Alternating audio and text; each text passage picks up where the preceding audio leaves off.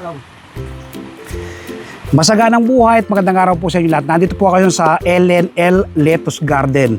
Ito pong garden ito, pag-aari ng isang dating OFW sa bansang Qatar, si Daniel Layog. No?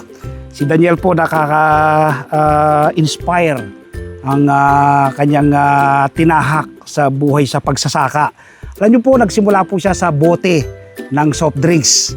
Sabi niya, Sir Mer, napapanood kita nung una sa mga tanim mo sa bote ng soft drinks. So, na-encourage din ako sa pagtatanim, sabi niya. So, ngayon po, magkikita po nasa ating harapan. Ano?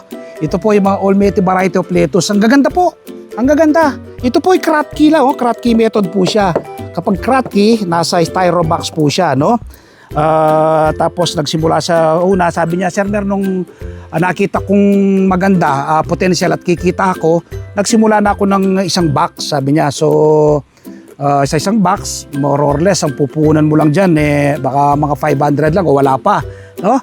Ngayon, meron na siyang 4,000 heads na lettuce. At marami na rin customer si Daniel.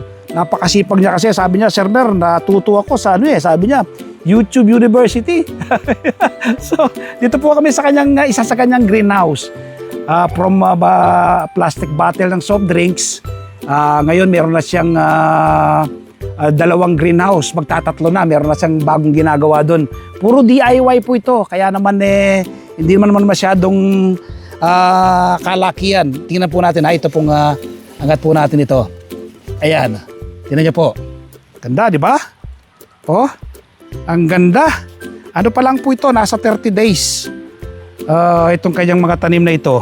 So short tour ko po kayo dito po sa garden ni Daniel, LNL garden, ano? Yan, ito naman maliliit pa lang to. Ito sabi niya sa akin kanina, nasa 12 days na raw to 12 days.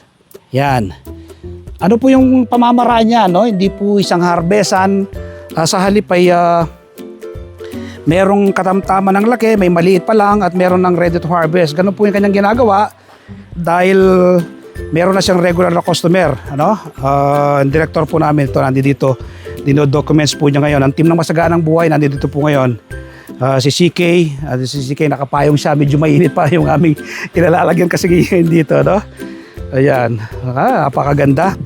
Invite ko po kayo this coming Sunday. Panoorin po ninyo ang aming TV show Masaganang Buhay. Ano?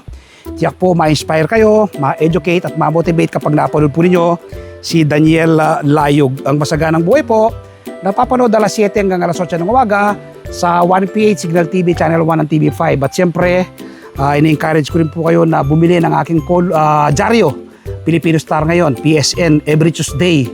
Mag-follow din po kayo sa aking mga social media platform at mag-subscribe naman sa aking YouTube channel, ang Magsasakang Reporter. Happy farming po, bye-bye! God bless!